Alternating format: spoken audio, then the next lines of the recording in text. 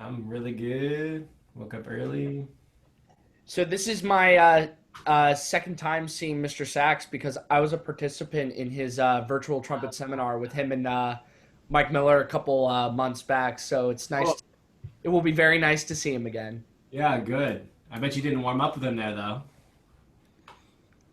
Uh, wait, Did, could did you you guys repeat? did you guys do a warm up class? We did. Oh, a lot of warm up Oh, classes. good. I thought it was all excerpts or something. I misunderstood. It was a trumpet audition intensive, so it was warm ups as well as doing a lot of the like taking us down the road of all the excerpts. So I have his book right here as he comes into picture. So hi, Mr. Sachs, good to see you again. Hey, great to see you, man. Yeah, it was so much fun. Really had a great time. Hey, thanks. Man, my computer goggles on here. Morning, Dominique, Zach. Courtney is making an appearance from Aspen. Good. Good morning. Wow. All right. Well, everyone's joining in now. I think we're up to 21 people, so we're almost to capacity here. We are really honored, privileged, lucky to have Mr. Mike Sachs with us today. Everyone's really excited for this.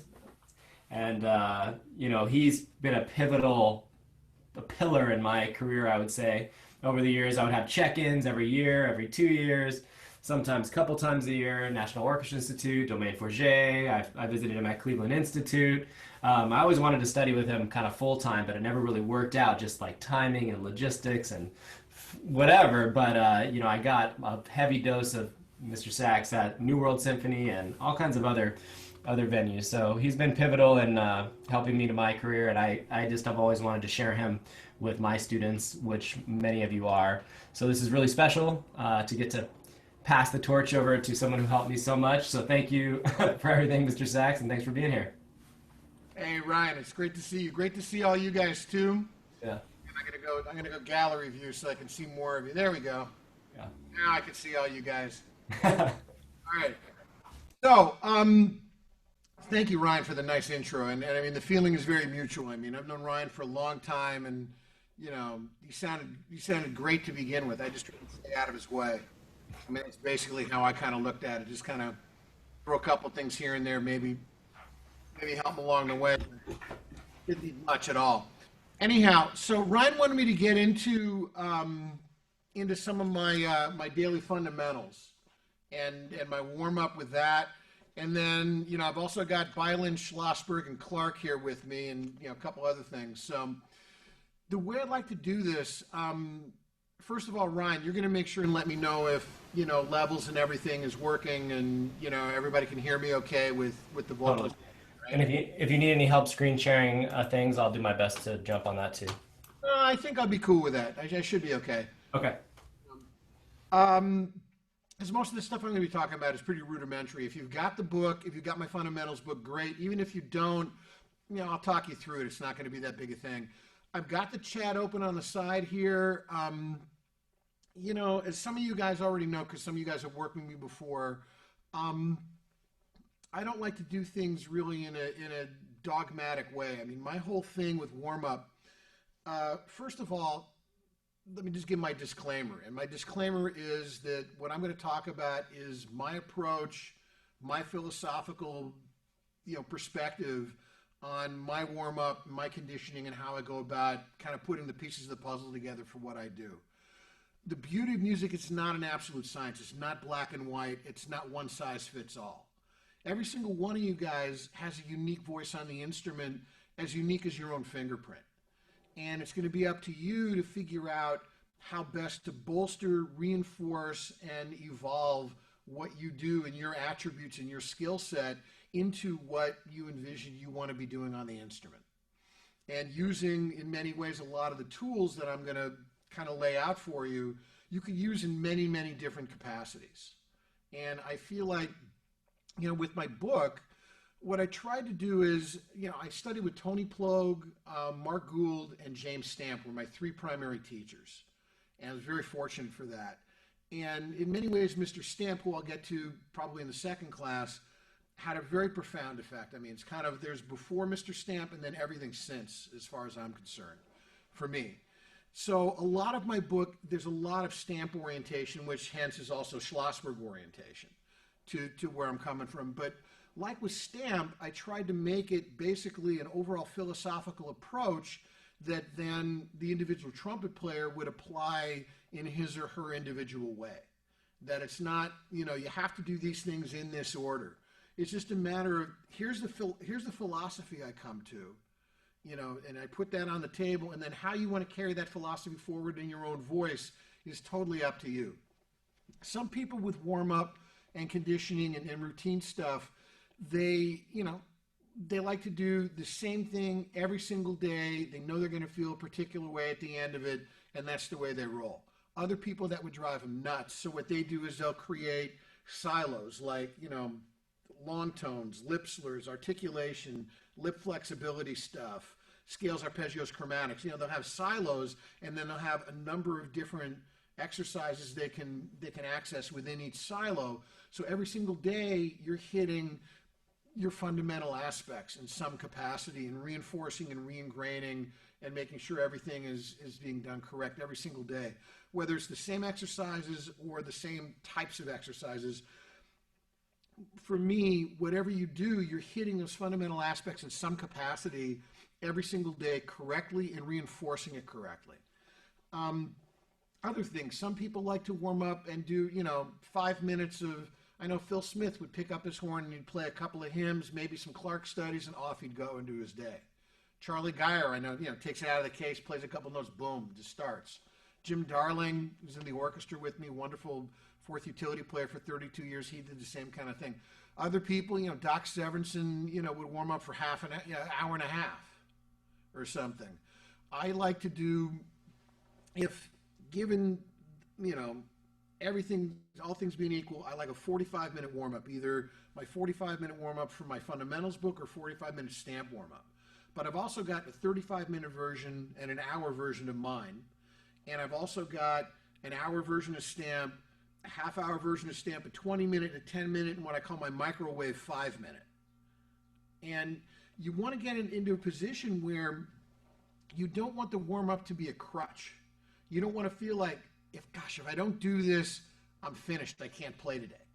You never want to be in that mental or physical place. The warm-up, whatever gestation, period that is, whatever, form that takes, the whole idea is that once you start the warm-up and then you go through that process at the end, whether it's 5 minutes, 45 minutes, an hour and 45 minutes, and everything in between, that whenever you're finished, you feel like you're aligned properly. Really, most of it is just about getting your air moving properly, getting your tone production happening properly, getting your mind around envisioning what's the sound concept that what's the sound in my mind that I hear that I want coming out of the bell, and then making that happen.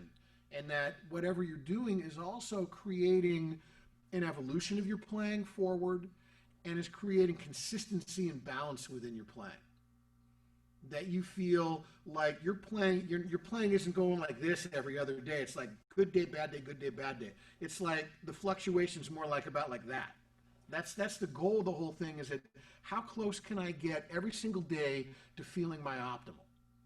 And some days are going to be different than others. And sometimes you're going to pick it up and right from the beginning it's going to feel great. Other times it's a process where throughout the warm-up I'm just trying to guide myself into place, that I'm looking toward the end game. I'm not necessarily looking at the journey I'm in and how I sound now so much as the goal orientation of what I want to sound at the end of the warm-up. So really a lot of it is just getting around your head about how do I produce a sound, okay? Also, just as a sidebar, I'm going to mention this. I've got the chat open. If you guys have any questions about anything I talk about, anything I'm not talking about yet that you want to check out, by all means, pepper me with questions. My whole thing with this is I don't like to be just spewing a lecture at you guys. I want this to be much more of a dialogue and much more of a back and forth. I mean, if this was live, in a live setting, I don't like, standing on formality with this stuff. I mean, Ryan can attest to that, man. I mean, I like there to be back and forth. I like for you guys to feel like you're getting a window into what I do, but also that I'm supplementing the kind of information that you guys are looking for. So that's really the goal orientation with this. So I'm going to start right away with just some talking about buzzing. And actually, even before I go there, there's kind of a saying one of my friends says all the time. It's like, there are no secrets. Okay? The bottom line is that there's no magic pill, there's no magic sequence of exercises that is going to make you Phil Smith or Chris Martin or Bud Herseth or Tom Stevens or Tom Hooten or whomever else, a wonderful player. There's a lot of ingenuity that goes into it, a lot of creativity and problem solving that goes into it. There's a lot of engineering aspect and a lot of hard work and a lot of diligence. And it's just consistency. You got to do stuff consistently. So whatever you decide to do for your warm-up sequence, do something, and do something in a consistent manner that you find gets you to that goal that you envision. So backing up again, let's talk about buzzing. So let's see, which one do I want to use? Got two B flats here I'm going back and forth with. Anyhow, so buzzing. You're basically just taking the mouthpiece out or, on the lips alone. We'll talk about both. But what you're doing is you're stripping the amplification of the horn away, and it's like looking at your tone production under a microscope. So buzzing to me can be an extremely useful tool. It could be a useful tool for many, many things. It could be a useful tool for just how is your air, and whether it's a poo attack or a two attack, that immediacy, that convergence of air and lips in a poo attack, or air, tongue, and lips, that everything is coordinating properly. So really what it comes to, first and foremost, is your air. Having the correct air amount, air speed, air focus. And I'm always thinking about just how to keep it very natural. I don't think a lot about my breathing. I know this is going to sound like a cop-out, but I'm not doing,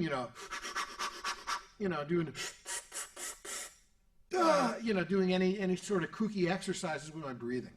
For me, the whole thing is, if I can be, and I know you're doing some stuff with Lori Schiff later, who's wonderful. Love her. That the whole, body orientation of just neutrality, that feeling like the instrument ends up being just a natural extension of your voice. That as natural as this whole process can be of just, is really all that it is. So simpler the better. I just think out, in, go. So I'm never going in, go. It's like a golf swing. You want to go ba-bam, or you don't want to go Charles Barkley and do that. Just zoom, bam. It's got to be just, this very fluid sort of a sense and very natural. So I'm always thinking out, in, go. So, and there's this thing that, a lot of, Jacobs people or Chickowicz people that kind of go, this whole thing, or however you want to do it. What I see a lot of times is I see people doing that incorrectly. They do this, they go, and you can hear this kind of like the back of my throat. It's not necessarily, more forward oriented. You want to think forward oriented, like you're sucking the skin off your finger. So it almost gets that kind of a, but you notice I always breathe out before I breathe in. If we're just all hanging out and you just think naturally when you're breathing, you breathe out before you breathe in. All of a sudden, we pick this up and we're doing this. We're going, and we're taking what I call a frog breath. It's like whatever flies in is what you get. Or you take some shallow breath like a 2-year-old all of a sudden. The whole idea is you go out, in, you exhale the bad air, you bring in fresh air. You're always cycling fresh air. The same thing is when you're talking. If you're not aware of it, you're not thinking about it, you breathe in, you breathe out, you breathe in, you talk. And it's the same thing with the instrument. Just as if we're singing, we just happen to be using this as our vehicle. Okay? So naturally fresh moving air. And you'll see it as I play. I'm conditioned now, I can never just pick up my horn and just go, I can't do that. It's always, there's always that out, in, go. I've just trained myself, and it's part of the whole thing of the warm-up and ingraining things properly.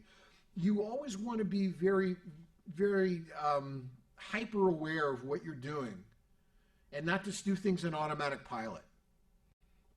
And it's all about ingraining and reinforcing your proper fundamentals. That's the foundation and the footers in the ground for the tall building.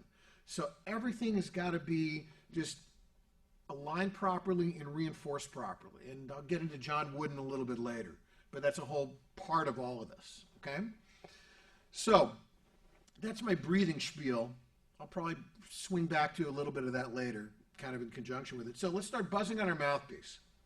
So taking the mouthpiece away, between your thumb and index finger about there on the mouthpiece, and about like this with your fingers. You don't want to be like this. You don't want to be like this. No tension. You don't want to be like this. Just fingers kind of curved and very naturally. And I always hold it in my left hand. You hold the trumpet in your left hand, hold the mouthpiece in your left hand, because you want to replicate as much as possible the feeling of when you're playing the instrument, when you're buzzing. So I don't have a keyboard down here, but there's a low C, so I'm just going to go.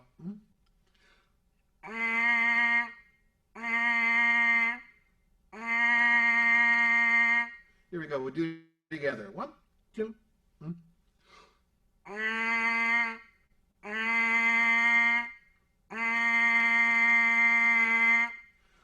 And I know this sounds kind of goofy, but I'm always thinking about a beautiful, warm, singing buzz.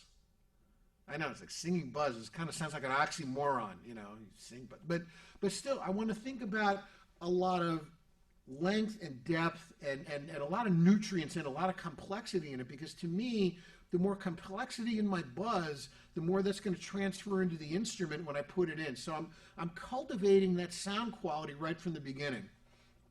So we'll do the little stamp thing.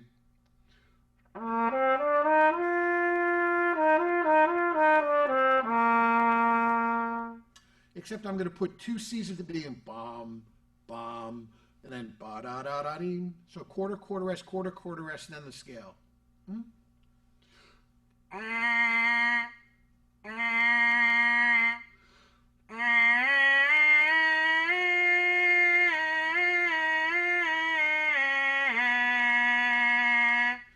sorry, I forgot to mention, if you want to grab your instrument in your right hand and have it sitting on your knee, let's do that again and finger the notes as you're going by. So that, again, it's not an abstract when you're doing this. There's a direct relative sense of pitch orientation. Same thing again.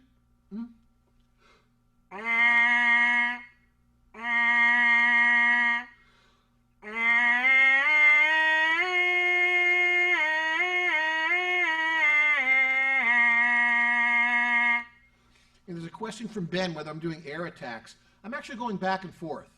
You can either do poo attacks or two attacks. The closer you can get them to being identical, so that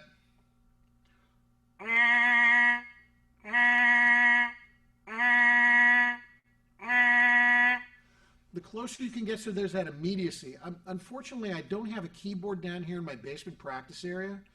But if you can do this with a keyboard, it's great, because when you press, you depress the key on the keyboard. Just doink. It's just there's an immediacy to it, and there's immediate balance. It's not bang, a lot of articulation and not enough sound, or more sound than articulation.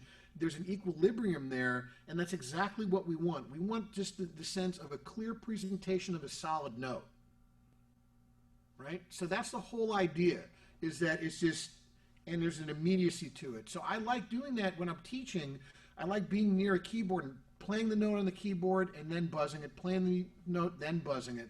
And Stamp used to do that as well. He would play it, and you try to replicate that same feeling of the convergence the same way the piano has that immediacy. So you're training your ear to be very forward-oriented. Everything is very, like I'm blowing birthday candles off of a cake across the room. I never push it. I never want to introduce stress into the mix, but it's, there's that very, very quickness, focused, and forward orientation. So that what that equates to in the buzz is a very enriched, very complex sort of a buzz. Also, if you notice, I'm not going, I'm not doing some, like a glissando kind of a thing. That said, look, if you do this, and for whatever reason that makes you feel great, do it. Whatever works. I'm not dogmatic. I'm not going to sit there and say this is right, this is wrong. It's all right if it works. If it doesn't work, it's not right for you. So you got to pick and choose and figure out what's right for you. To me,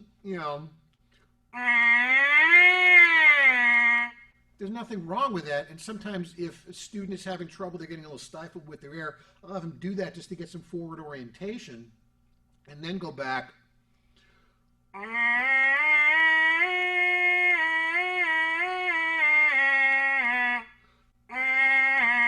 Yeah, so the whole idea is that for whatever note you're on, you're in the center of the note for the complete duration of that note, and then going center one note directly to the center of the next note with no bump or swoop. That is very, very smooth. And when you play it on the piano, do, do, do, do, dee, you go center to center to center. And the whole idea is that right from the beginning, you're ingraining this idea that every single note is a slot where it belongs on the trumpet, just like the notes on the piano. And for whatever duration we're within that note, we are absolutely in the center of that note. Whatever direction we're coming from, whatever duration, whatever dynamic, whatever speed. That it has that kind of equilibrium. And when you think about, for me, I think about all the great players I mentioned before, and any other number of guys, guys like Håkan and anyone really, Tom Rolfs, Dave Bilger, Bud Herseth, Mark Inouye, anybody, man. I see Dave Washburn and Jeff Strong on here. Those guys, any number of different guys, man. You hear that stability in their playing. You don't realize it, but when you really think about it, there's that stability and that centering, that everything has that purpose. Everything has that slotting wherever they are on the instrument.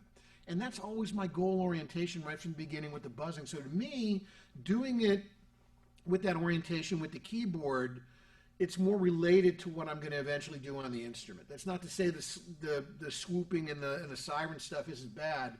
I'd just rather kill 5 birds with 1 stone rather than 2. Right? So as far as buzzing, as high as is comfortable. I mean, if you could buzz up around a high C, great. What Stamp would do was Stamp would work with you and just kind of see where that that limitation was, and then kind of see if he can kind of inch you up another half step.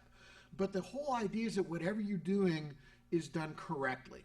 You're never reinforcing incorrect habits. You're never introducing incorrect habits. It's extremely important as part of this.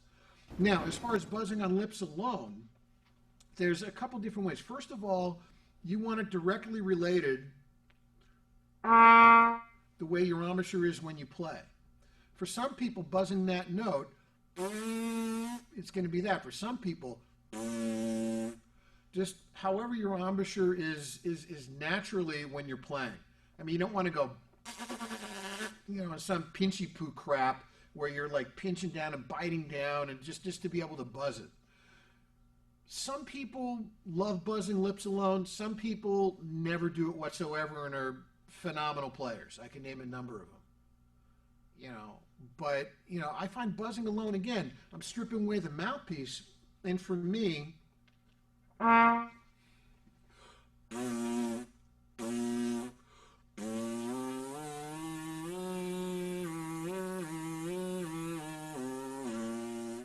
that da da da da e o e o e. So there's a natural tongue movement to assist in t o e o e and get that relationship up at the top.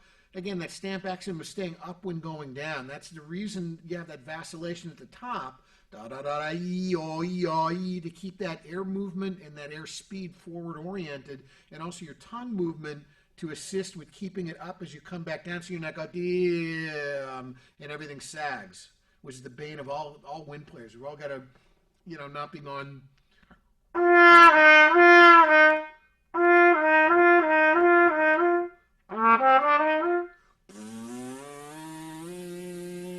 So there's always that lift and carry forward of the orientation, especially with the air.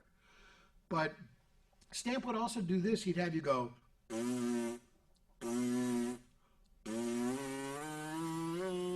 just to get that convergence and that timing.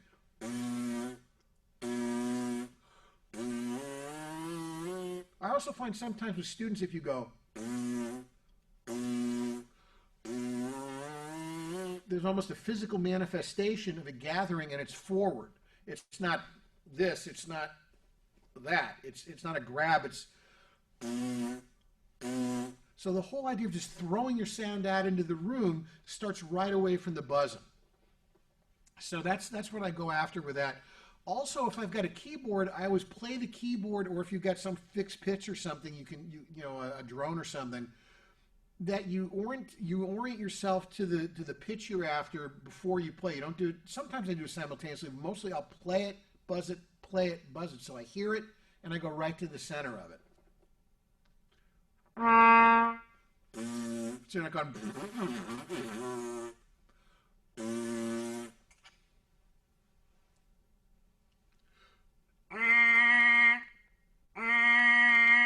So that was a two attack and a poo attack. Just so you get that timing, you get that, you know, that sense of, you know, air and lips, or air, tongue and lips, and then eventually it's air, tongue, fingers and lips. You know, so it's just that whole idea of timing. Timing is a word that I'm always thinking about. I'm always thinking about, where is my air, where, you know, and I'm not thinking about like tongue position, all sorts of crap too often, but I'm just thinking about, what's the timing like. It's like speaking. I mean, speaking, singing, playing, articulating. It's all speech. It's all under the same umbrella. So don't look at it as some abstract, like all of a sudden you pick up the horn and you're like all of a sudden jump to a different realm. It's all completely relative. That's why I like a lot of times when I'll have students sing, or sometimes I'll sing something. I have a god-awful voice. You don't want to hear it. But, you know, sometimes I'll have somebody sing it, and it just kind of releases a lot of that tension and gets them just thinking in a very fluid manner, right? But at the core of all of this, of course, is your sound. It's like, what do you want to sound like? What is your optimal sound concept, and having that image here, and then out it goes, all right? So I'm sorry to belabor the point with buzzing, but to me, that's like, it's like, you know, ground zero kind of stuff. That's like, you know, with that, we go to everything. You guys have any questions about anything with the buzzing? Like the whole idea of versus, you know, versus the different octaves. That makes sense? Matt, you had a question? Yeah, hi, Mr. Sachs. I was just wondering, for you, just as sort of a barometer, what you personally do in terms of the 5-note pattern, how high you go. Does it change kind of how you feel each day, or do you always try to hit a certain mark? Or both, actually. I mean, there's a certain mark. I normally, minimal I'll do starting on C, D, E, F, G.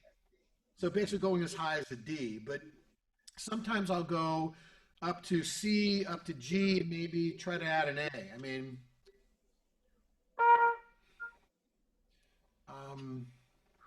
something like this.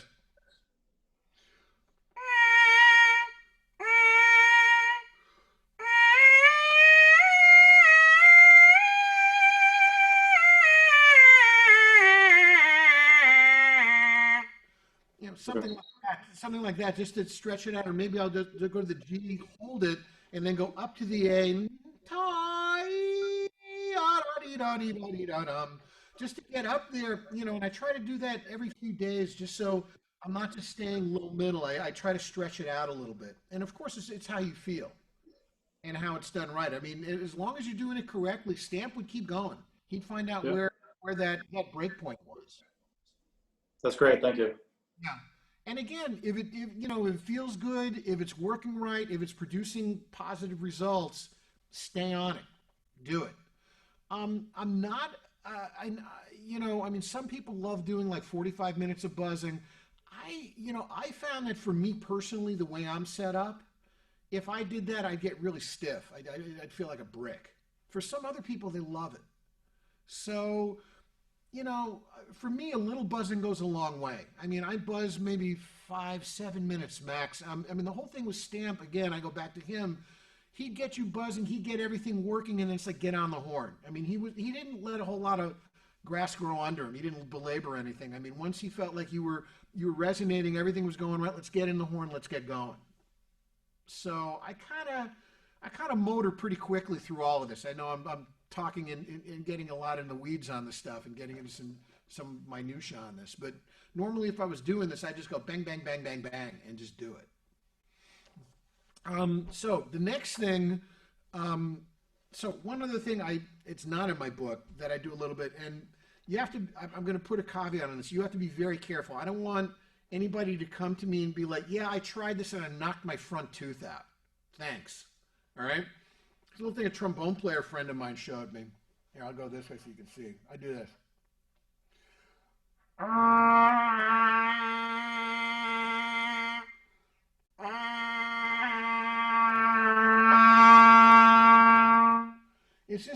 Hang on, I got to take this off.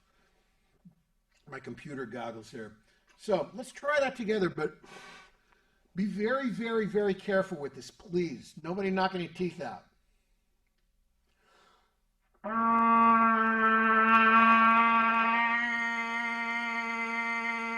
Then wait a sec.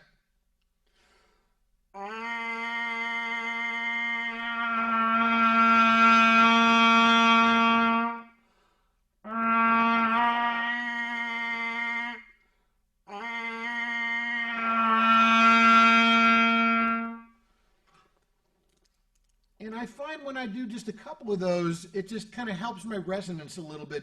And again, it's the relationship that the buzz, what I'm doing on the horn, everything is directly related that way. It's just something a trombone player of mine, a friend of mine did that I thought, because I know there's some people who say, you take the mouthpiece out and it says, there's no buzz. But for some reason I found there was.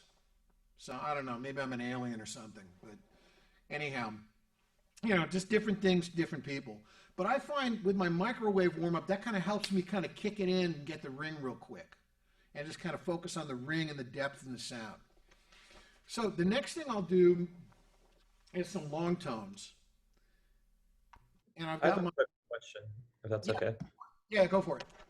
Hi, yeah, so I was curious, when you're doing the mouthpiece in and out of the horn, do you ever take that up into high register, partials, or do you keep it pretty low for the most part?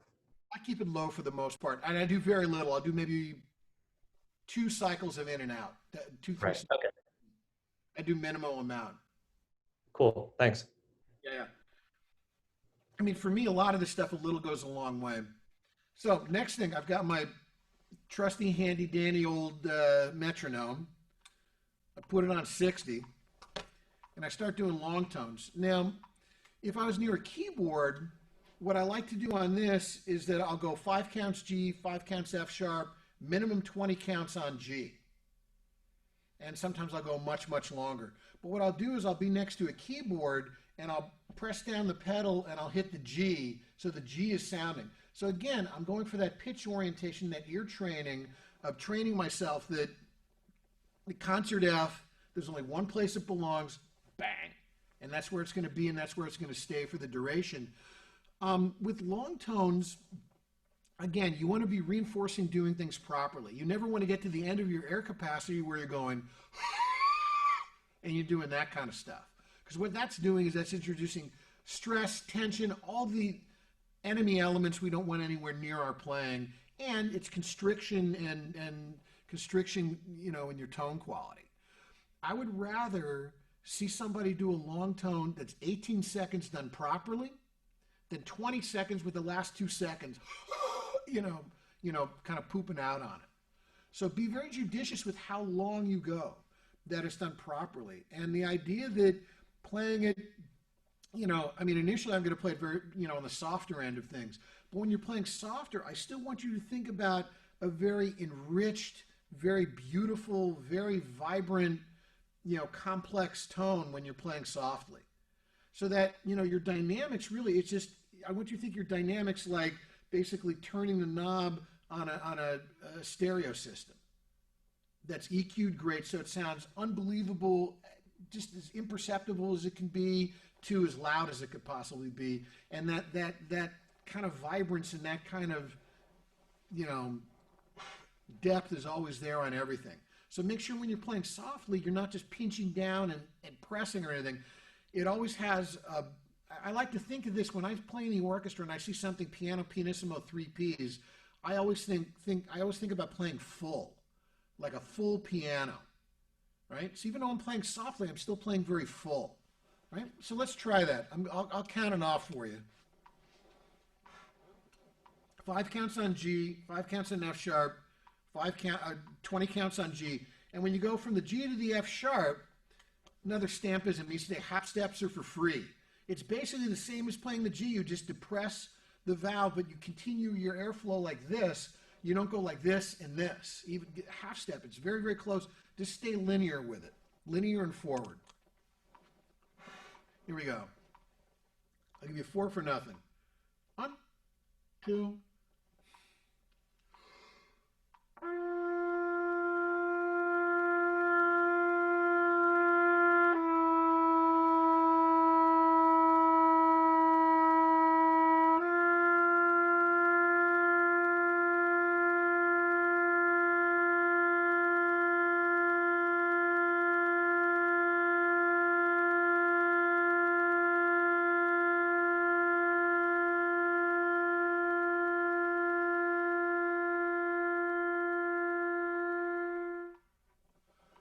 Right? So the whole idea is that the ease of placement, that again, that immediacy yet ease. It's not tang and it's not foo into the first note. It's just boom. It's just very gentle and very immediate, and that you're in your sound with immediacy. You stay through your sound, and I purposely did this, especially the lower we go, but even here, I'm always thinking about lift and carry forward. I'm never thinking about being complacent. There's always a seeking mechanism, a travel, some sort of a forward sense to everything that I'm doing. I'm never thinking about blowing into the trumpet. I'm always thinking about blowing through the trumpet. I have this, one of my, cliches is that the trumpet isn't a receptacle of air, it's a conduit of air. We blow through the trumpet. So I'm always thinking out. I'm never thinking about here and just releasing in. There's always that activity and that sense of out into the room it goes, right? And even in piano, again, that fullness in the sound, filling up the room with a beautiful piano. When you hear great players play, and you go hear like the lyrical solo in the third movement of Mahler 9 or something like that, from a great trumpet player, even though it's piano and it's so beautiful and so soft, there's still just this fullness to it and this ring to it. And that to me is always what I'm thinking when I'm doing these kind of long tones. Let's skip to C to B to C and do the same thing. Low C to low B. This time I want you to do a hairpin. And we'll just do 5 counts, 5 counts, 10 counts. So 10 counts up, 10 counts down. From like piano, forte to piano. Here we go. 1, 2.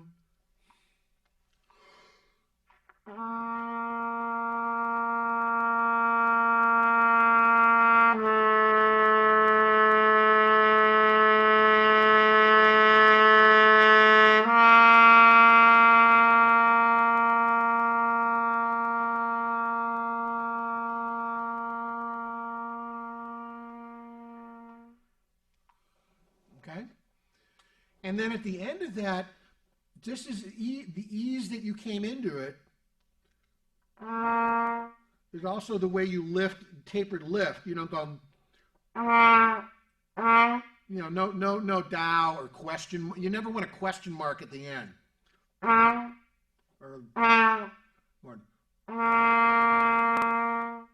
just the same way as if you're playing it on a keyboard and you lift. Right? It's the exact same thing. I always like to be near a keyboard in some capacity because there's so much we can glean from having that as the goal orientation and trying to replicate that in what we do. So with long tones, you could either do it all the same in one dynamic. You could do a hairpin like this. You could do a hairpin like this, starting strong, come down, come up. You could just do a crescendo. You could just do a diminuendo. You could just do it all in one very strong, dynamic.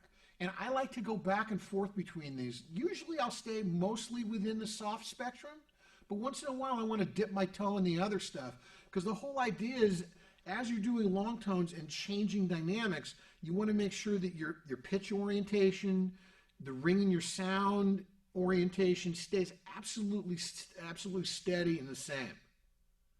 So we've got to always be aware. I mean, you know, I wouldn't want to go on automatic pilot while you're watching Sports Center or something while you're doing this. That's not to say, I can't say that I've never done that, but at the same time, you know, you have to be, you know, do as I say, not as I do on that one.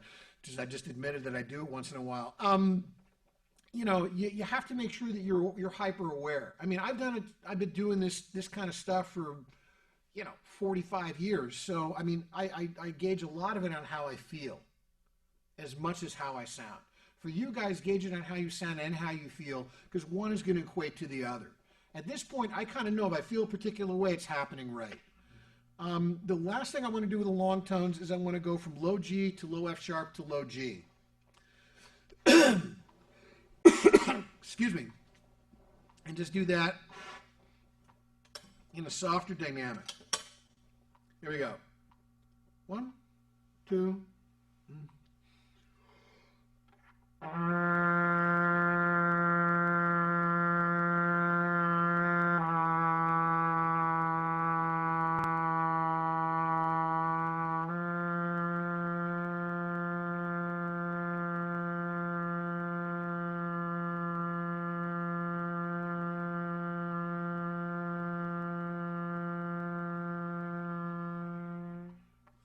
So we'll just cut it there.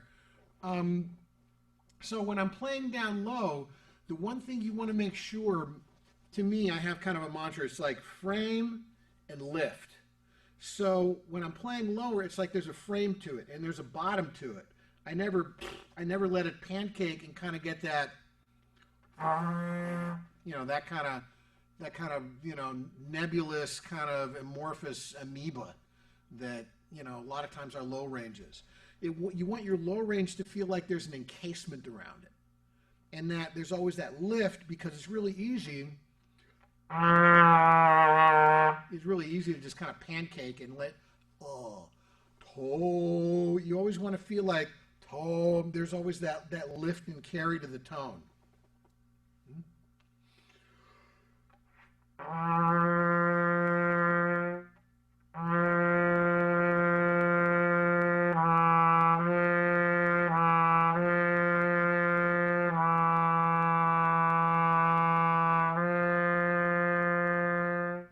There's always that feeling like there's a centralization, that it's really easy down there because the slot's so big, you got to fill it up, but still it needs to be encased. You can't let it kind of spill over and let it get too wide.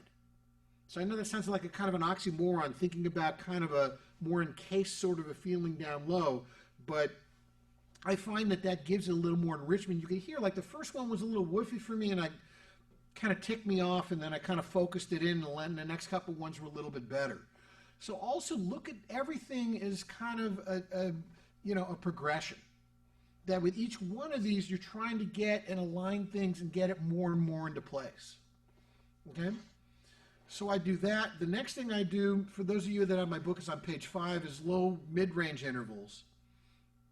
So let's do a little bit of that together. I'll count off 3 beats, and then breathe after every 3 bars.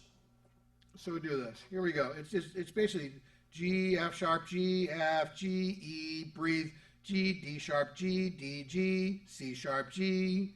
Actually, take a breath in. G, C, G, B, G, C. Yeah? Here we go. One,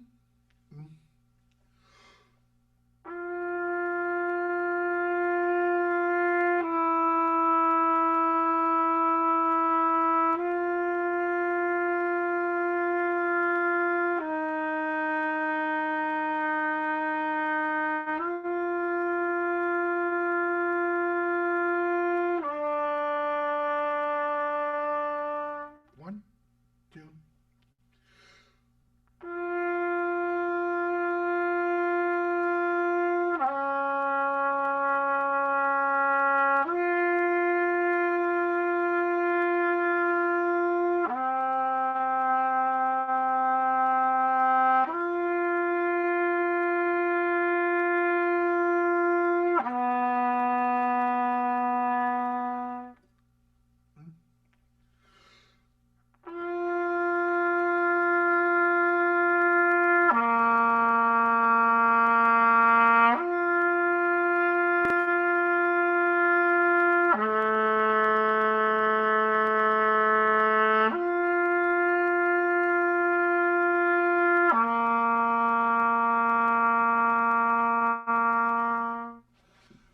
the idea is that I'm trying to make, my mantra is every note is complete, complete every note.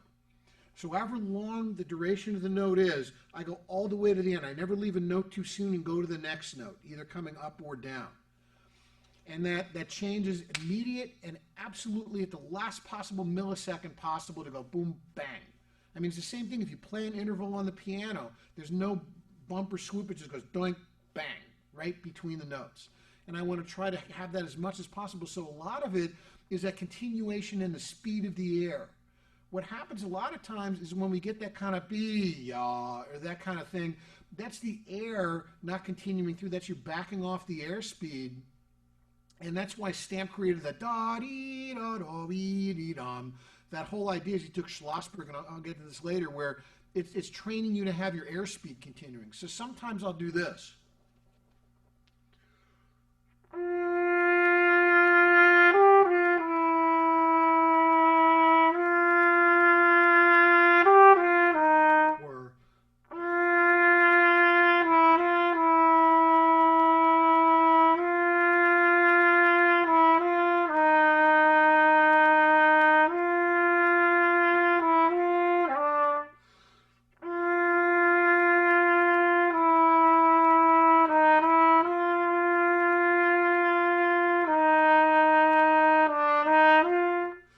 little ways that I can kind of put little training wheels on it and get my air happening right, and then take those off and then leave just the regular notes. So just different ways that you can train yourself to have the right air movement. So we'll skip down to the bottom, which is low G to low A flat, G to A, G to B, G to C, G to B, G to C, F sharp, C, G. And what we'll do is we'll breathe every 2 bars.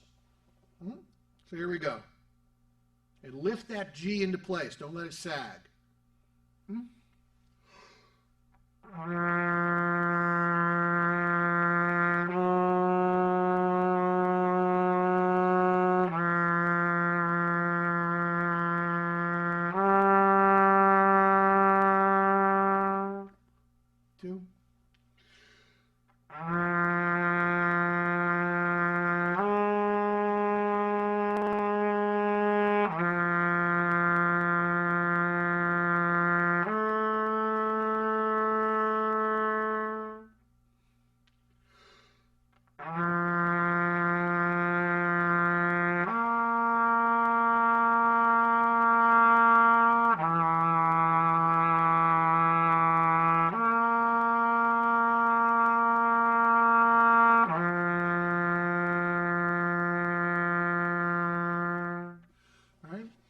So normally I would do this in 2 breaths. I normally wouldn't do it in 3. I'm just doing it in 3 right now, just to keep it simple. And again, that whole idea of just playing into and through and really having a complete note there, and really feeling like, especially in the low range, I'm really focusing on the core centralization and resonance of the notes. So it's not kind of woofy and wide. Okay, next thing, you turn the page. This is kind of a Schlossberg almost thing. Come C, G, C, G, C, three beats on each. So we do this. Here we go.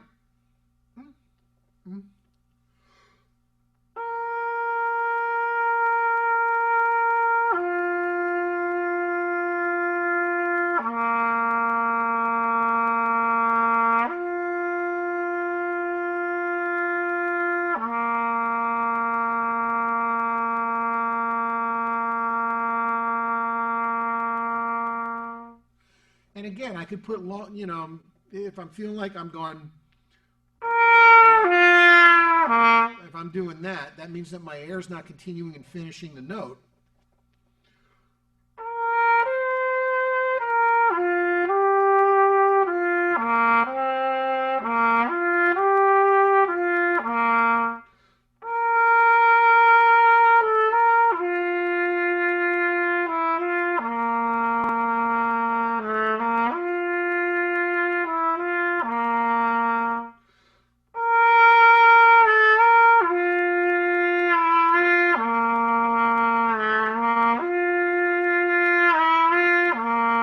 You could do it note bends, you could do it half steps. You can do it notes above. You can do a combination. I mean, anything that's going to ingrain that sense of forwardness. So when I go back to it,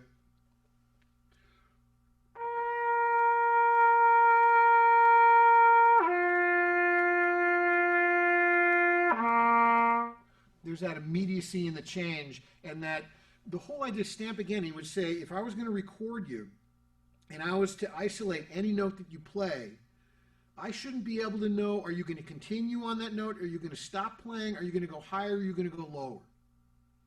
I mean, it has that kind of stability for the entire duration of that note. So that's something that I'm hyper aware of, and that all comes from that forward sort of, sense of air, and that concept of everything going forward, and that speed is always there, and that lift and carry, and seeking, traveling, whatever you want to call it, is in the tone at all times. Okay. Next thing, articulation. We've done all this slurring. We've got to get in some articulation. So if I play a keyboard instrument, bum, bum, bum, bum, bum. First of all, the air on this, sorry, I'm going ADD for a sec. Keyboard. You're pressing it, it's got the same placement on every single one of these notes. Bum, bum, bum, bum, bum. I got 5 notes, okay? Every single one of them has the same balance and same placement. When I'm thinking about my air is bum, bum, bum, bum, bum, like pearls on a string, 4 notes seeking a 5th. So really,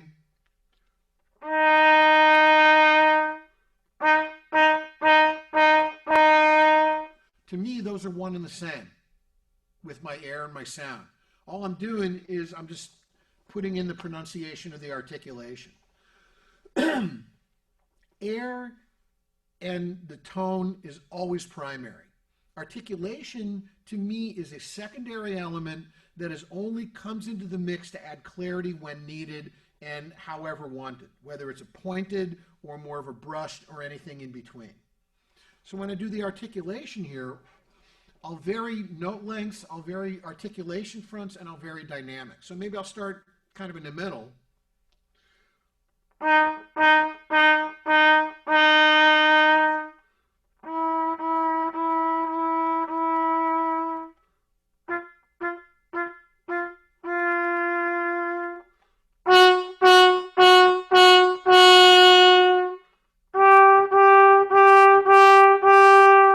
So whatever articulation I pick up, whether it's something more pointed or something a little more legato, there's a consistency to it, and the tongue is riding the air. The air is always primary, and the tongue is always riding the air. It's never tongue, tow, tow, tow. I'm never thinking about the tongue. I'm thinking about speech, that my tongue is moving very, very little. And this is something I've tried to work on. My articulation, by the way, when I was younger, sucked. Really sucked. I mean, Washburn's on here right now. When I first met Dave, my articulation, my tonguing sucked. Maybe I hid it from him. He probably realized it and thought I sucked, which probably was right. But still, my articulation sucked. I had no clarity. I had no balance. I had no timing.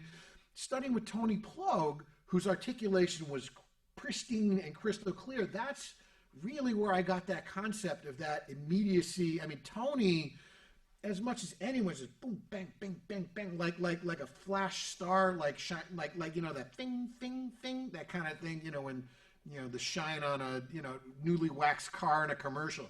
That's Tony's articulation. It's just crystalline clear, and that really left a huge imprint. I mean, I was kind of what. I was more that. I also had a really slow single time. And what I found was, if I got the air going, even sometimes working on articulation, I'll work on poo attacks.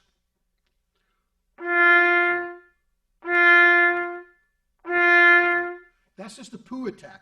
Then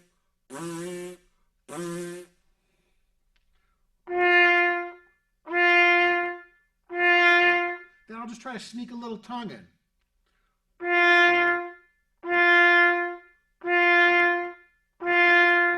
So that's poo, two, poo, two. So that the tongue doesn't interrupt. That it's the same kind of feeling with the air, and I'm just adding a little pronunciation into the mix. Then when I go to the articulation here,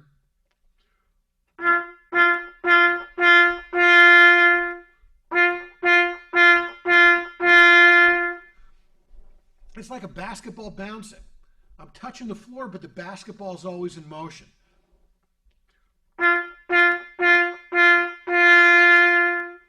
Right? It's always four notes seeking a fifth. So I'm always in motion, so I'm continuing that. And my tongue, I'm not going dow, dow, dow. I'm just going boom, boom, boom, boom. It's super quick, very, very economical. And, you know, it's just, I'm not going patow and I'm not lurching at it. It's very economical and very, very quick and short so that the tongue doesn't interrupt the air. I never want my tongue getting in the way of the air.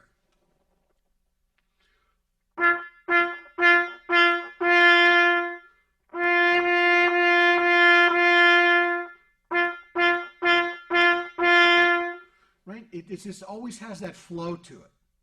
So the whole idea of it being clear and articulate and flowing are not mutually exclusive. To me, that's something that I'm always thinking about like this. Flowing yet pronounced.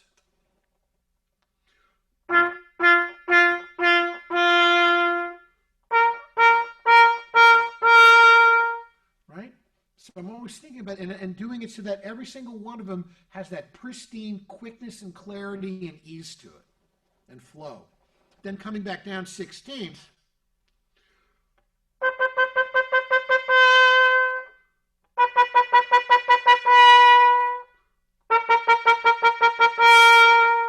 right? It's the whole idea of traveling, right? So as I'm doing this, also watch, I'm going to try to get a little closer here. Watch what I'm doing with my embouchure. Some people love Caruso method, and it's worked fabulously for some incredible players. For me personally, I'm not big in just keeping it here, and, you know, the lip is like any other muscle in the body, right? If I'm lifting, you know, would I just hold it up and be like, okay, cool, let's do another set? No, man, I gotta rack it for a sec. I need to let the muscles rejuvenate. That doesn't mean I'm taking it off. I mean, if I do it, here, let me see if I can get close here.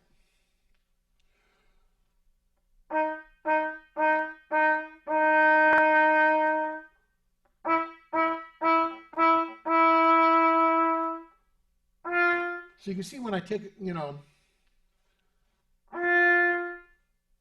even though it's still in contact, I'm not.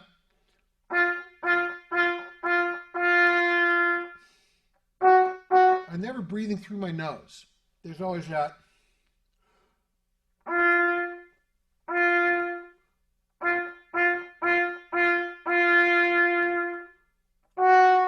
So in between exercises, it was almost like I'm taking like this mini little break. And when I'm playing, like I'm playing a Mahler symphony, a Bruckner symphony, and I'm just cranking away, and you're really going after it for a while. Every time I take a breath, it's like I get a little mini rejuvenation for my chops, or at the end of a phrase or whatever. It's never just on my face and glued, and man, it's not coming off. I mean, I always give. It's like, how can I do this here? It's like. That's when I'm playing. That's when I'm not playing. I'm still in contact. When I'm playing, it's just like that. So it's just a little bit of a difference of pressure feeling of the seal when I'm playing, versus it's still in contact. It's a difference between here's when I'm playing, and here's when I'm not. It's just still in contact, but it's not necessarily, you know, stifling my chops. So it's just that little business in between is very, very important. You never want to just have it glued to your face. The same thing with the long tone. Anything you've done before, in between each of these exercises, I really like to have that just, you know, 1 second, 2 seconds. You know, I'm not big on taking like a lot of time in between either. So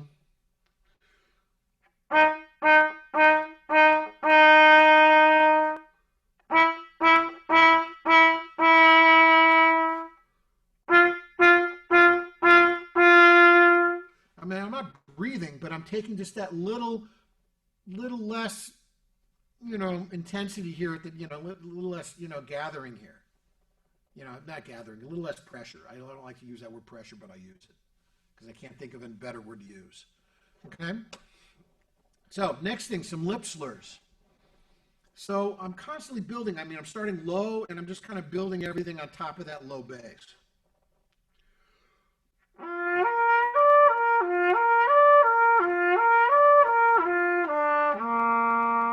Let's do that together. And what I want you to focus on is evenness throughout the ranges. And going center, the natural tongue movement like a singer to help you. Here we go.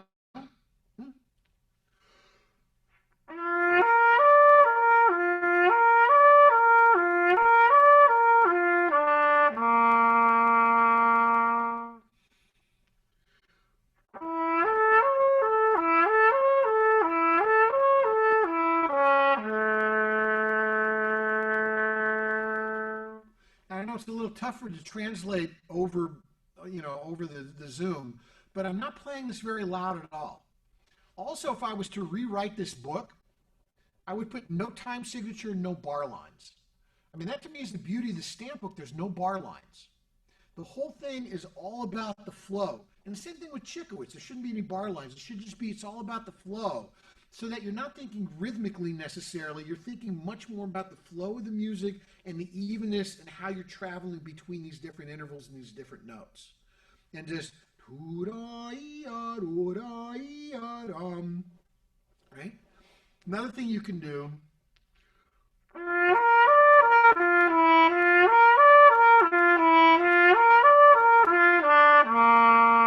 Try that, putting those F sharps in there. Let's try that.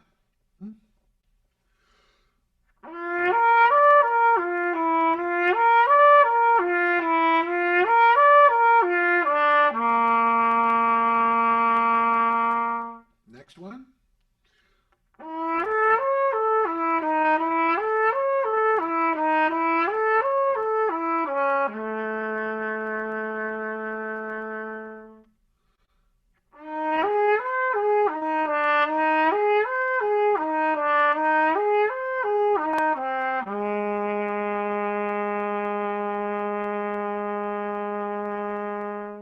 Right? So the whole thing's just nice and easy. Ryan, you know what? As I'm saying this, Yep. did you intend for me to warm everybody up, or is everybody? No. No, this is great. It would take too long to do all the long tones. This is fine. All right. I just want to make. Just all of a sudden, I had this horrible sense in my mind. Like all these guys are here waiting for me to help them get warmed up, and I'm like doing it piecemeal, and they're going to be screwed for the day or something. No, no. Most people played before, and we have a break after. So Cool. All right. Then I don't. Then good. we can cover more this way. This is great. Yeah. Yeah, I feel like this will give you guys. It's more. Catch a fish for you or teach you how to fish. Yeah, totally. Yeah. I'd rather teach you guys how to fish, and you can catch like thousands of fish. So that's all I do. So I go through the bugles, then I get down to low C sharp. 1, 2, and 3. The next one, I'm going to skip ahead to variation 2A, which is page 8, which is this one.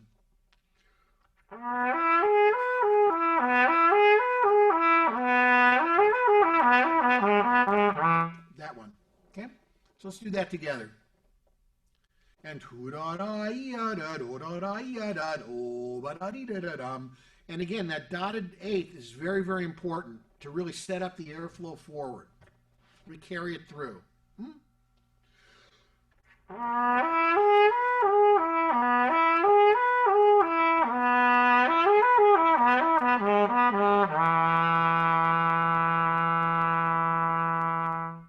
Right? So again, it's not really super rhythmical. Do the next one starting on D.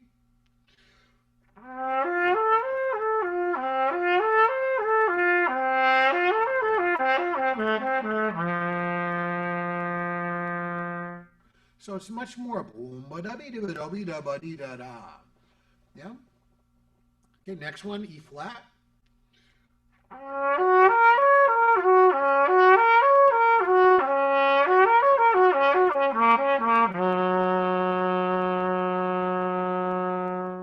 So up to that point, they're all the bugles, except for, of course, the lower notes, the lower third at the end.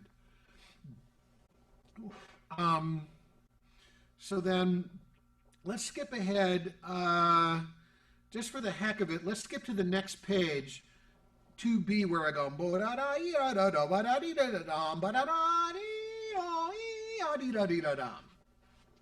Skip ahead to that one. Here we go.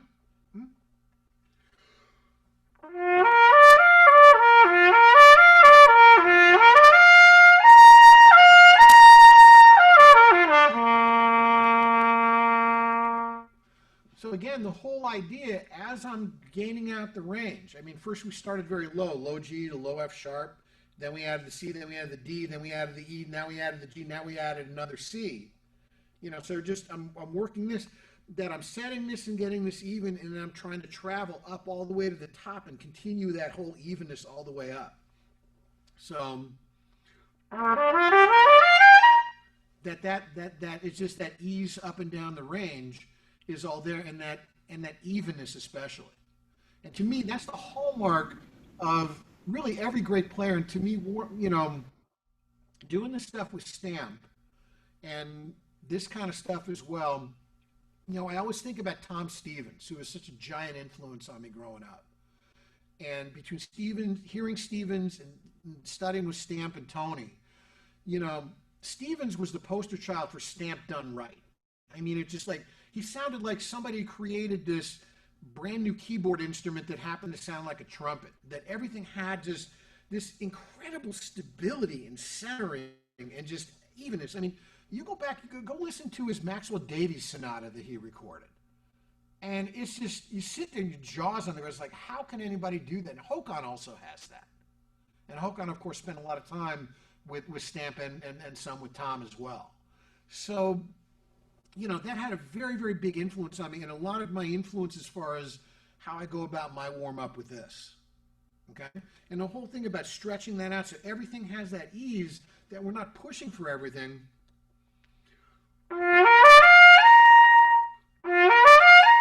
So it's very easy to go up there. I mean, you can notice my countenance, I'm not, you know, it's all about, you know, my air being right, my equilibrium and balance being right, and everything working in conjunction with one another, so no element has to overwork or overcook, and that everything is very balanced and everything has an ease up and down. And that whole, again, this whole Stamp axiom of working less and getting more, that whole efficiency ratio. Okay, here's a great question. At what point do you switch to C trumpet in your first session, if you do at all? You know, do things like the demands of your job or how your chops feel influence that? I know some people who, I know like Chris Martin, I know likes to go between a lot of different instruments during his warm-up. For me, B-flat trumpet's home base. I'm kind of a dinosaur. I love B-flat trumpet. And to me, if I can get everything happening right on this, our biggest instrument, you know, if I can get everything happening right on this, I transfer everything on this, and the tone production I get on this and the concepts to my C, D, E flat, all the way up to the pick. So I usually don't switch to C until I'm about ready to hop in the orchestra or do some other orchestral-oriented stuff. For the most part, left on my own, I play a lot of B-flat trumpet. That's not to say that, you know, last night I was doing Clark studies on my C. You know, I think for you guys, if you can work in the C some point during this, you know, wherever's comfortable. I mean, a lot of times I do it when I go to like scales, arpeggios, chromatics, Clark studies, that kind of stuff. I'll do some C trumpet, D, E flat trumpet, something like that, just to orient myself. Piccolo trumpet as well. You know, it's kind of my piccolo routine is to get, you know, some time in on the piccolo, I'll just do low Clark studies on a piccolo. Or scales or chromatics or arpeggios. And just, again, set the low bass and then just kind of stack everything on top of, you know, I'm spreading out the harmonics this way, but I'm stacking everything upon something that's properly in place. Everything's an outgrowth of something that's correctly ingrained and correctly in place. So everything, so you're building on strength. And everything is and I always see everything is interrelated. But no, that's a great question. And again, a lot of people do it differently. I would try some different things. See what works. But for me, warming up on the B flat trumpet, if I can get everything happening right on this thing, everything's going to happen right on the other things. Is kind of the way things work. The C trumpet is going to respond a little quicker, and I try to take that B flat sound, that kind of warmth, that kind of depth and body to it, and I try to carry that with me to the other instruments in some capacity. Next thing I do, if you turn the page to page 11. So page 11, basically what this came out of was this originally was a range thing that I used to do, taking the end of Clark Third Study. And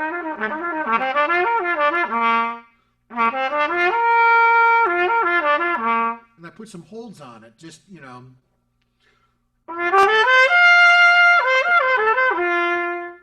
just to work on my upper range a little bit. And then I thought, you know what if I did this? What if I took this and then I expanded on it a little bit and tried to see how long I can get and how much I can get my air on a linear plane. So basically creating what amounts to an octave and a fourth at the end to get it feeling like it's about this wide rather than this wide. So how much can I get it feeling on its a linear plane with my air, which is going to help. So if I was doing this with any of you guys, live, I would have one of you play a low C while I play the exercise. So if you guys have it in front of you, half of you play a low C, half of you play the exercise, and kind of roll with me. I'll play it first. This is another one of those, I wish to God I didn't put bar lines or time, because it's much more about feel and flow.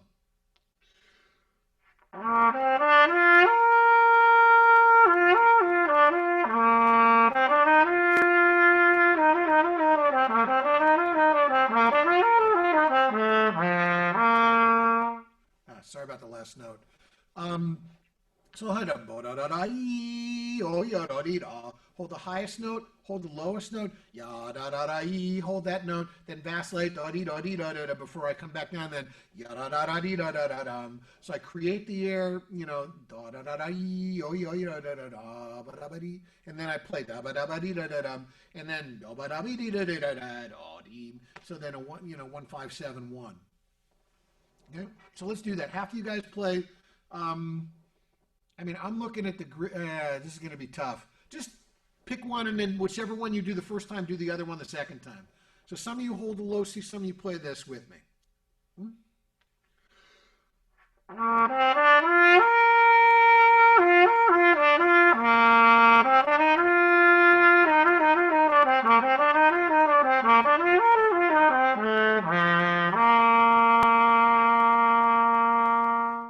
Now, whatever you did, switch.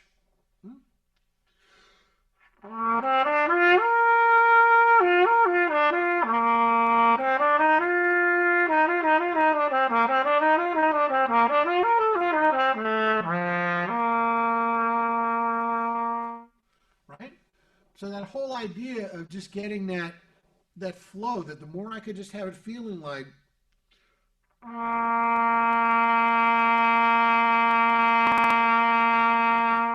with from my first low C, I'm seeking the last low C with my air and with my tone, right?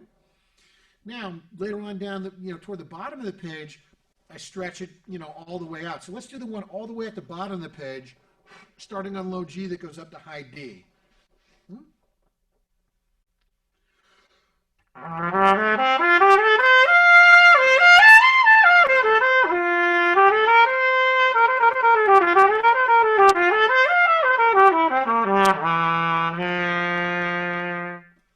Yeah. So again, that's basically our working range, low G up to high D. And if I can get it so that it's very easy,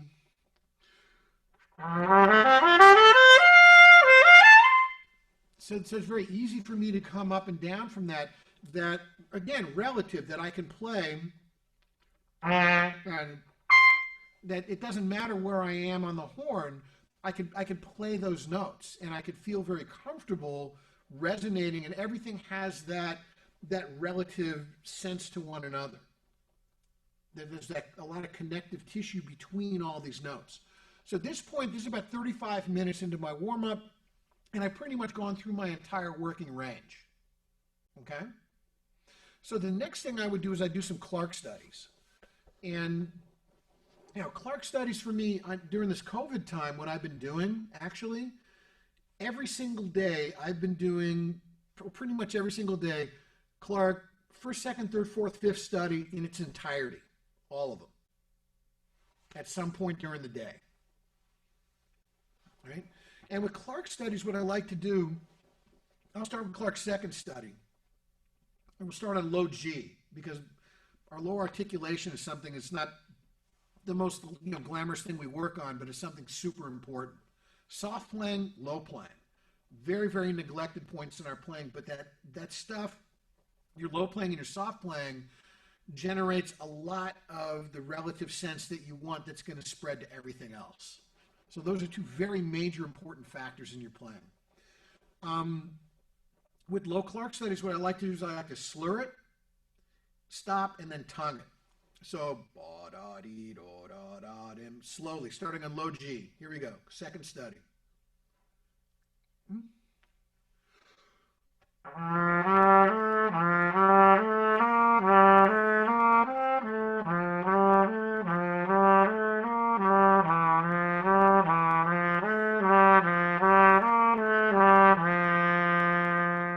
Now, tongue it.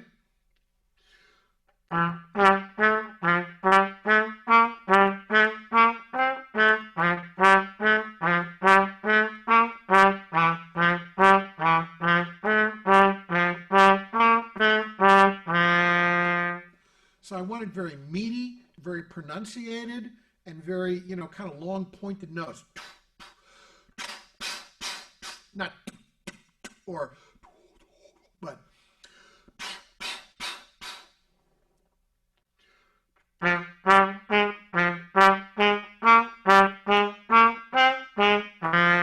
There's really a grip on every one of these notes. Yeah? The whole idea for me, I do a lot of my practicing where I set up the air, I add the articulation as a secondary element. So train myself, set up the air, get the right sound, get the right orientation of my, my ring in my sound and the vibrance in my sound, add the articulation in the mix, right? So I do a lot of my Clark studies like that, slur it, tongue it, slur it, tongue it. Sometimes I'll do something like, do the one on low B, and then when we go back and tongue it, go either or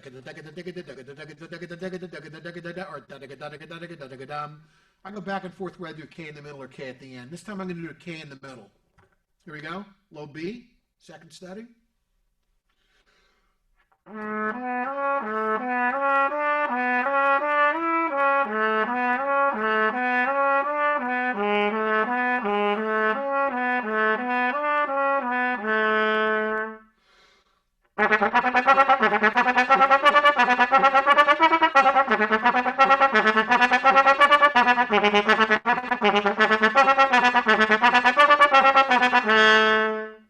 Okay, the next one in low C, and then when we tongue it, yeah, here we go.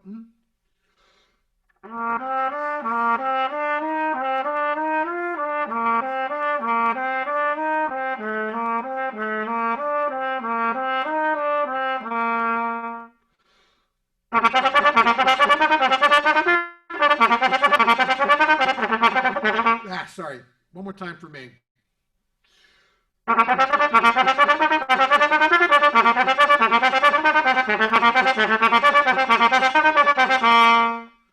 So I'm really making sure that it's very even, it's even rhythmically, it's even sounding, and it's evenly articulated. So I'm not going too Yiddish, no chaz, yeah? Taka, taka, taka. So I'm really thinking.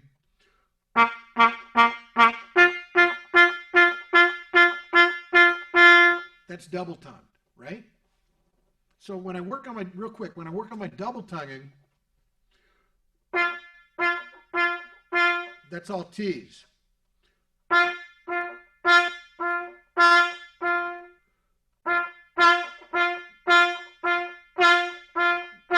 then all Ks.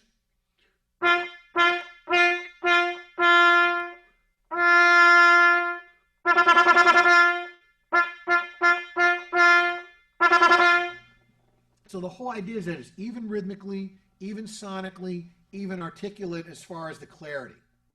Right? So working on your K syllable or da ga, whatever you want to call it, tu ku ta ka du gu da ga, whatever. I mean, a lot of times, actually, I should step back for a sec. Usually, I don't do that at all. I usually work it within triple tonguing, and I do this.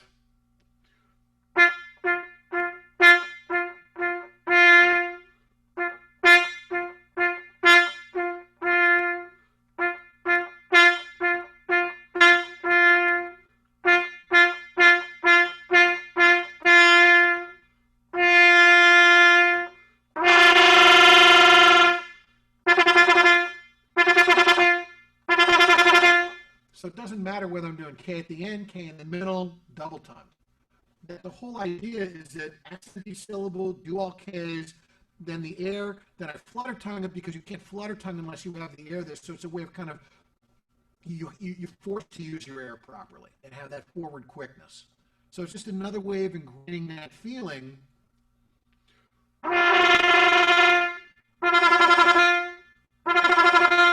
And my tongue isn't rigid at all. It's more da-ga-da-ga-da-ga-dum. It's like da-ga-da-ga-da-ga. My tongue's not rigid. Again, it's very, very quick. Da-ga-da-ga-da-ga-dum, da-ga-da-ga-da-ga-dum, and very, very, it's just like toggling, and the distance it travels is minute.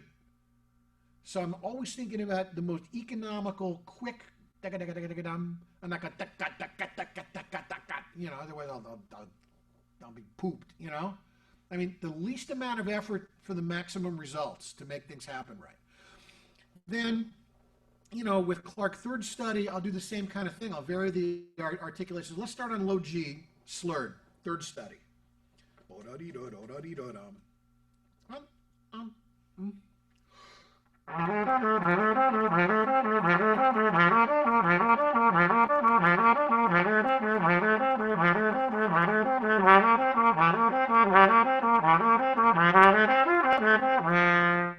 Next one, A flat, slur two, tongue two. A little quicker. Dia, da, da, dia, da, da. 1, 2. Right?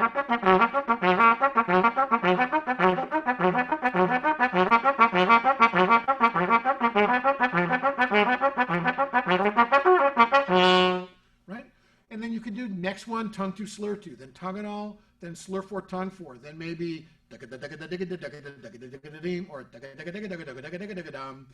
tongue one, slur three, tongue one, slur two, tongue one. I mean, there's all mathematics you can get into, but I'll do every single one of these differently. Same thing with the fourth study.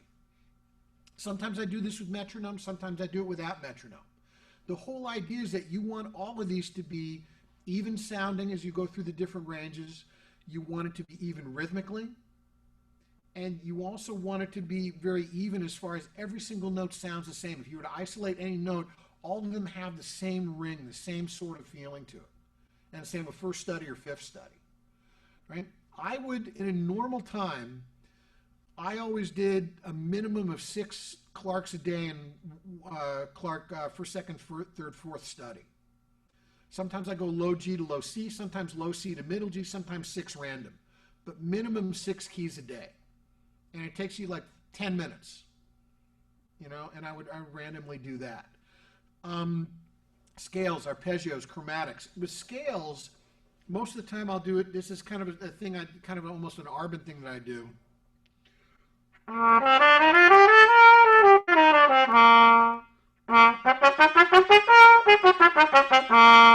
Like you take page 59 of Arbin,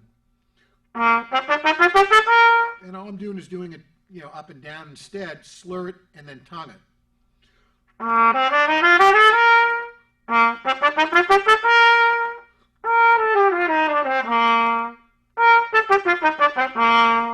So always the idea of flow with articulation.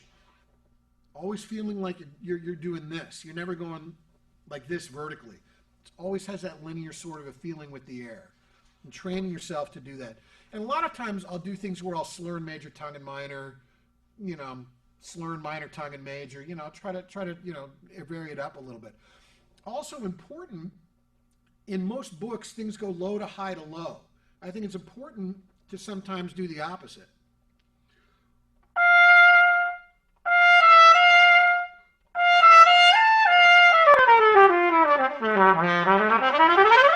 Yeah, so you go, low to high to low.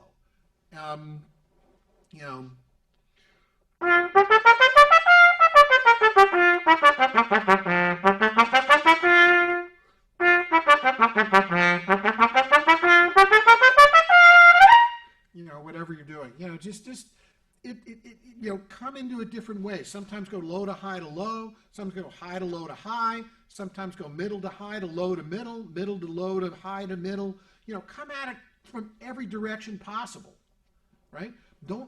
Just about every book, it's low to high to low. Music doesn't like that. Every now and then, whatever. I decided I was going to play either a D or a C, and I did both.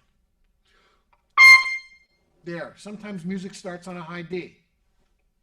You got to be able to do that. So, when I'm playing in arpeggios, chromatics, it's a lot of the same kind of stuff. Varying my articulation, varying how I'm coming to it. Another thing real quick that I want to get into is, actually, note bending I could do later. Low articulation. And this is page 32, I think it is, yeah. And I purposely do this in 5s and 7s because everything we have in most of our books, it's in multiples of 2 or 3. And I just wanted to just kind of vary it up so your brain, you can't go on automatic pilot. But low articulation, I'm thinking long and pointed. The lower you are, the bigger the slot is, the more you got to fill the fish tank up full of water. So it's got to have a little more length, a little more body. But again, that encasement process still has to be there. But, being able to do this.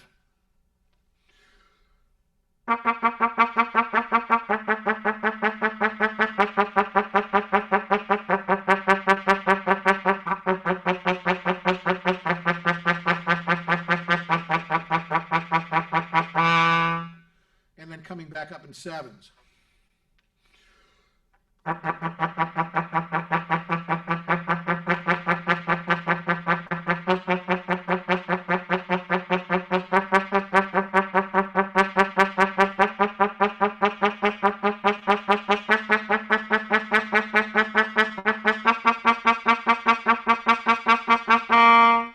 So the whole idea is that you create the idea that you can have quickness in your lowest range, which again is a little, oxymoronish. That it's just be quick down low. It's usually pretty sluggish, but if you can get it,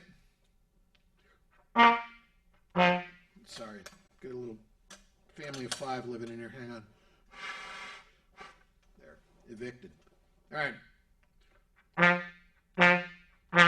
So that you could have that kind of quickness to it. And this came out of, I mentioned Jim Darling earlier, a longtime 4th utility player. This is a guy who had a freakish high range.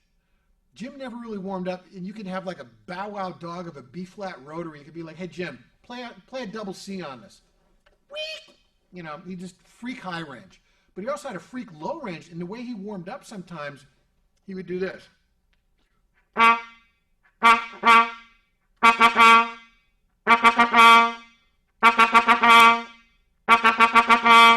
just kind of add notes like that. And that's kind of where this came from, just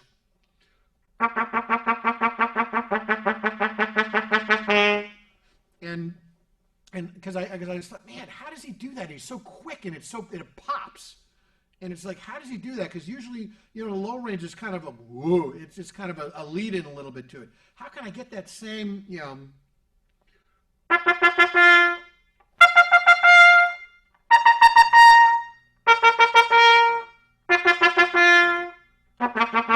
sorry.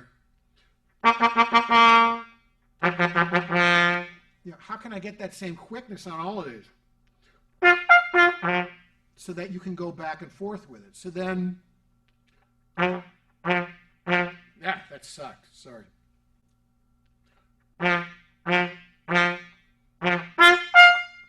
To be able to just, I'm not going to try to be Al Vizzuti, but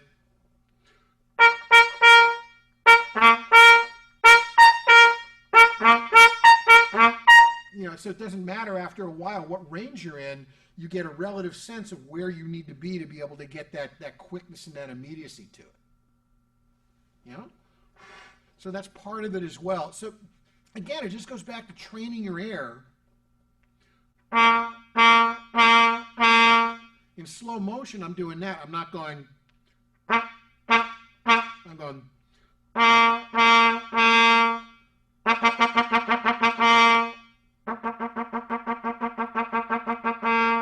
See, then when I back off it, then it just encases it better. Right?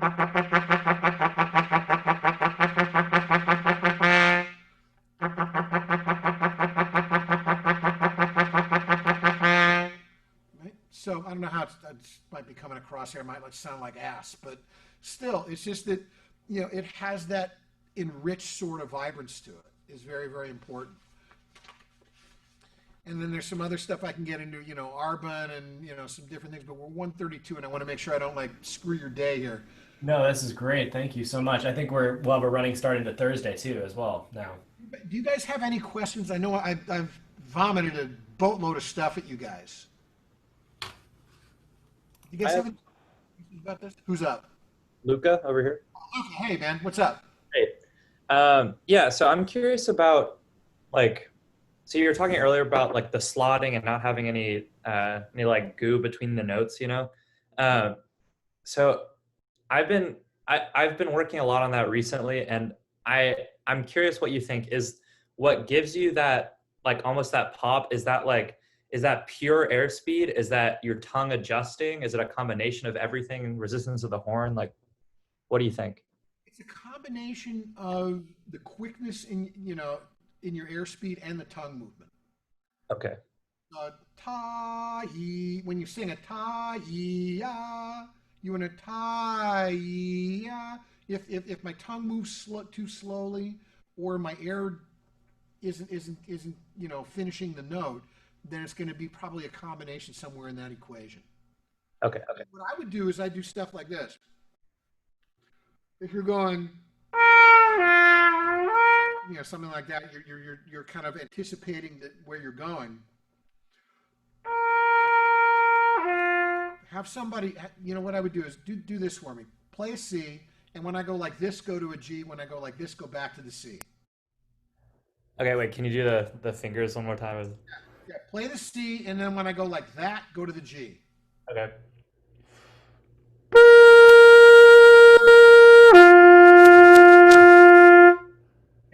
And then back to the C.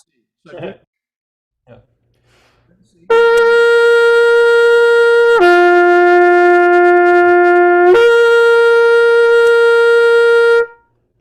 What happens a lot of times, Stamp would talk a lot about this, is that your anticipation of where you're going, a lot of times your air and your physicality is going to react to that incorrectly. You're going to anticipate it. The more you can stay in the present and finish the note you're on, the more it's going to create the opportunity for the next note to be properly in place. With any interval, it's not about the note you're going to, it's about the note you prepare with, and it's the note you're coming from. So focus on the note you're coming from properly.